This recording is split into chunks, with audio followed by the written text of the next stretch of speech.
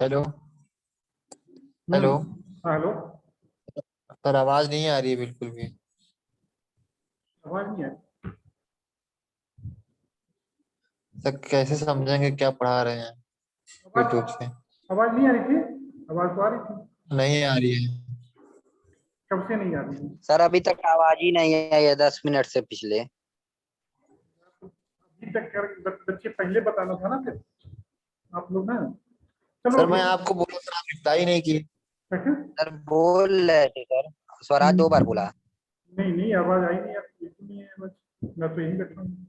Sir आप सब झूठ बोलेंगे सर। I don't know. ठीक है बच्चे, मैं यहीं बैठा हूँ। और जो तब सेकेंड टाइम जब हुआ उस समय आवाज नहीं आती, पहले आ रही थी आवाज। जो सेकेंड मीटिंग स्टार्ट हुआ है उससे पहले तो आवाज आ रही थी आपकी। हाँ सर, उसके पहले आ रही थी, इस मीटिंग चलो से ठीक है। नहीं आ रही। ठीक है, कोई बात नहीं। चलो देखो, इसका मेन पॉइंट क्या है कि जो ग्राम स्मिथ प्रोसेस है उसका मेन पॉइंट फंडा क्या था कि इसको कन्वर्ट करना था नॉन ऑर्थोगोनल बेसिस को ऑर्थोगोनल बेसिस में कन्वर्ट करना। मेन पॉइंट इसका यही है। इसने यहाँ पे करके दिखाया कि हाँ कैसे उसको कर रहे हैं, कैसे हम दिखाते हैं। तो आपको स्टेटमेंट यहाँ पे ध्यान रखना है। अदरवाइज जो है ये हम आपको शेयर भी कर देंगे। और ये इन्होंने क्या किया कि पहले एक मतलब सिंपल सिंगल लेकर के इन्होंने दिखाया आपको, फिर 2 और 3 वेक्टर्स जो है वो लेकर के इन्होंने दिखाया कि हाँ कैसे ये आपस में परपेंडिकुलर है। उसका जो स्टेटमेंट था वो क्या था कि जो नॉन ऑर्थोगोनल बेसिस है वो set of linearly independent vector होते हैं, ठीक है। और उसको कन्वर्ट करना होता है ऑर्थोनॉर्मल में। ऑर्थोनॉर्मल का मतलब क्या कि वो जो भी आपस में परपेंडिकुलर होने चाहिए। यदि आपस में परपेंडिकुलर होंगे तभी हम कहेंगे कि हाँ ये प्रोसेस जो है ये कन्वर्ट हो चुका है इनटू ऑर्थोनॉर्मल प्रोसेस में। तो इसमें मेन पॉइंट था एक कंसेप्ट जो था ऑर्थोगोनल का, ऑर्थोनॉर्मल का। ऑर्थोगोनल का मतलब क्या है, ऑर्थोनॉर्मल का मतलब क्या है। तो ऑर्थोगोनल और ऑर्थोनॉर्मल ये दो कंसेप्ट था, वो आपको समझना था। ऑर्थोगोनल का मतलब क्या था कि यदि the two vectors are called orthogonal if they are perpendicular to each other, ठीक है। मतलब क्या, inner product of the two vector is zero. Inner product is same as dot product. So dot product is zero, then only we can say that two vectors are perpendicular.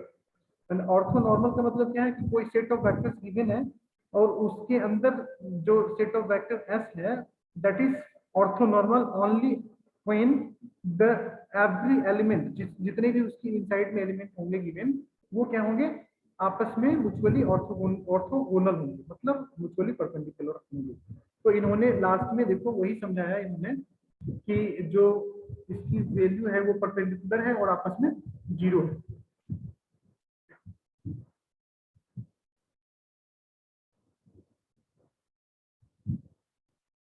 ये क्या दिखा रहा है, V3 is perpendicular to V1, नहीं, V3 is perpendicular to V1 and V3 is perpendicular to V1. So यहाँ से जो भी वेक्टर ये क्रिएट किए हम नॉट ऑर्थोगोनल बेसिस से, ऑर्थोगोनल बेसिस से ये क्रिएट हो गया, ऑर्थोगोनल बेसिस क्रिएट हो गया V1 V2 V3 and this is perpendicular to each other. V3 is perpendicular to V1, V3 is perpendicular to V2. That means what? This also, these two V1 V2 will also be perpendicular to each other. So this is the concept of Graham-Smith process scheme कि हम लोग कैसे convert करते हैं एक से एक scheme, एक से नॉन ऑर्थोगोनल बेसिस से ऑर्थोगोनल बेसिस पे। So this is mainly the concept, otherwise इसमें बाकी विशेष ज्यादा कुछ नहीं। ये कंसेप्ट आपको ध्यान रखना है, ये शॉर्ट में आपसे पूछा जाएगा। बाकी ये कन्वर्जन नहीं पूछा जाएगा आपसे, लेकिन फिर भी आप इसको समझ, मतलब इसलिए मैंने दिखाया कि ताकि आपको एक फिजिकली आप देख लीजिए हाँ कैसे कन्वर्ट करते हैं। अदरवाइज इसकी जरूरत नहीं थी, बट फिर भी ठीक है, कुछ समझ में आएगी आपको इससे। मैं इसका लिंक भी शेयर कर दूंगा, आप लोग देख लीजिए। नहीं समझ में आएगा तो फिर हम बताएंगे। इसमें just they try to find out the perpendicular कि how they are perpendicular to each other और नॉट। ना कन्वर्जन हमने कर दिया, अब ये ऑर्थोगोनल बना कि नहीं बना, तो उसके लिए यहाँ पे हमने ये चेक किए कि हाँ ये दे आर परपेंडिकुलर है कि नहीं है। यदि इसका डॉट प्रोडक्ट और इनर प्रोडक्ट जीरो हो जाए तो we can say that the vectors, the two vectors are perpendicular to each other. And if the dot product or inner product is not 0, then the vector are not perpendicular. तो यहाँ पे इसके inner product जो है आप क्या देख रहे हैं, इसके the inner product is 0. So this is the main concept here.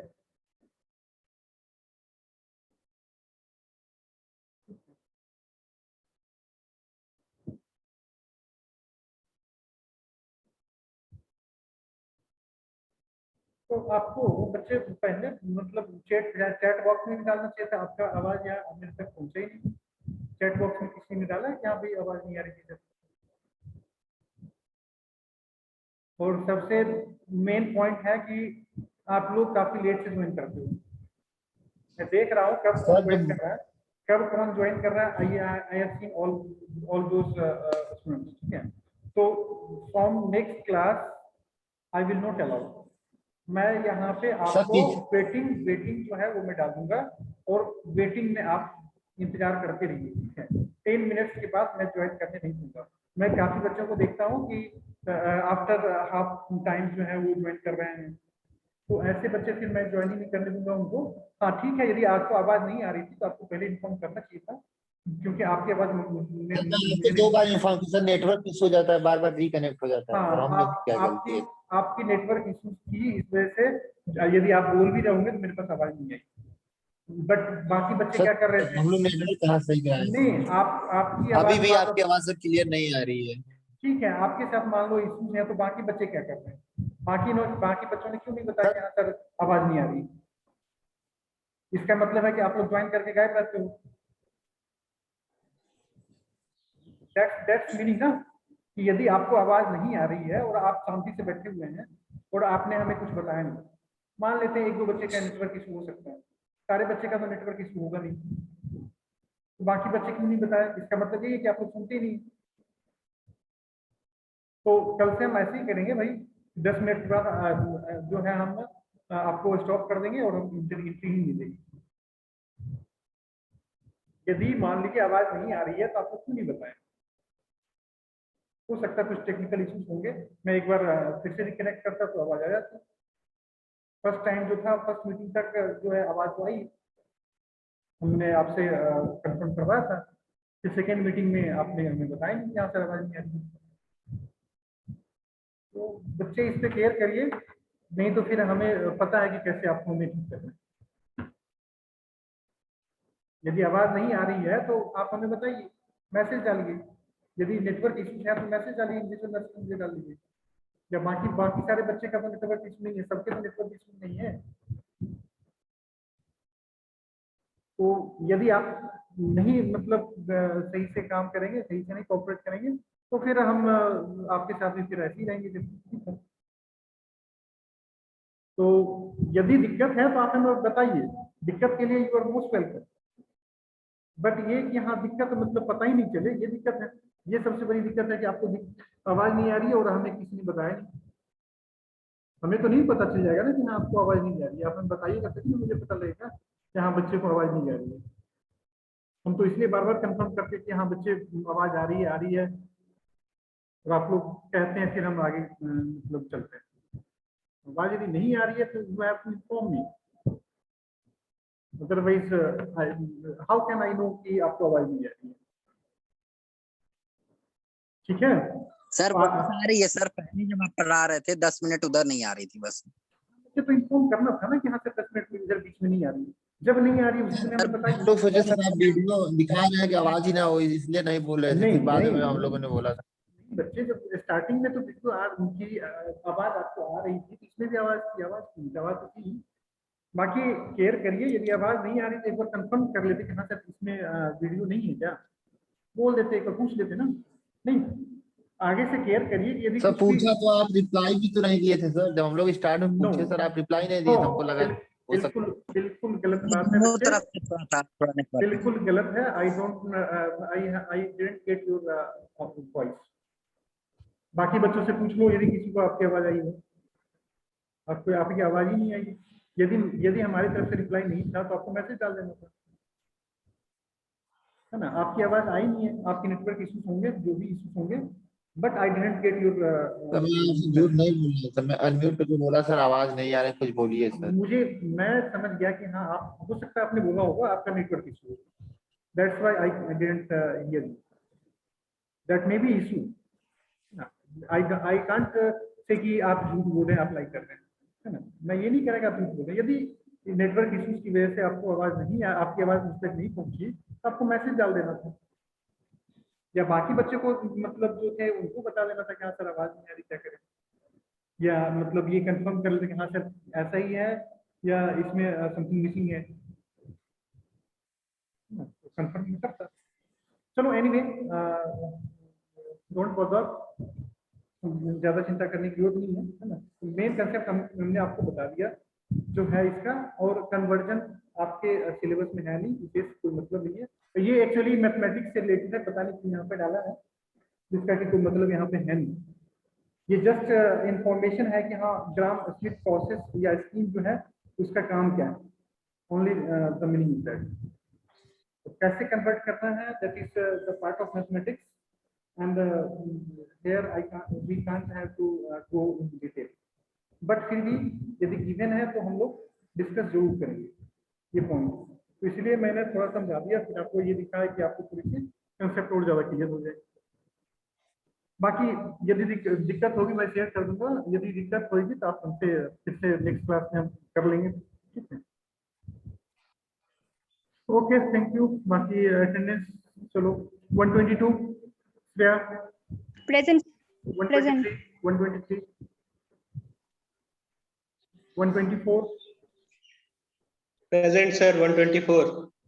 127 127 Present, sir. okay 129 Present, sir. 131 130 131, 130 30 131. okay 31 present, okay 32 So 132 present, sir. okay 133 123 present. 123 कहाँ थे बच्चे आप? Yes, sir. 120. कहाँ थे? जब मैंने सुना नहीं। मैं आवाज लगाता हूँ तो बच्चे आपको रहना चाहिए। Okay okay 132 33 32 Yes, sir. 33 133 present. Okay 33 present 35 Sir, 133. So 132. हाँ हाँ 132 present है, 133 present है, okay 35 135 135 present, sir. Okay 36 Present, sir. Okay 37 Present, sir. 137. 139 present sir Swaraj Singh. Okay 39 then 40 Present, sir. 140 present. Okay बच्चे 50 then 43 Present, sir. 143 okay present okay 144 Present, sir. okay 145 Present, sir. 9005 Present, sir. Sir, 900. okay Present, sir. Sir, 9005. हाँ okay 9006 Ritu पढ़ना। Present, sir. Present, sir. सबके attendance हो गए? Yes, sir. Okay, thank you. We will meet next day.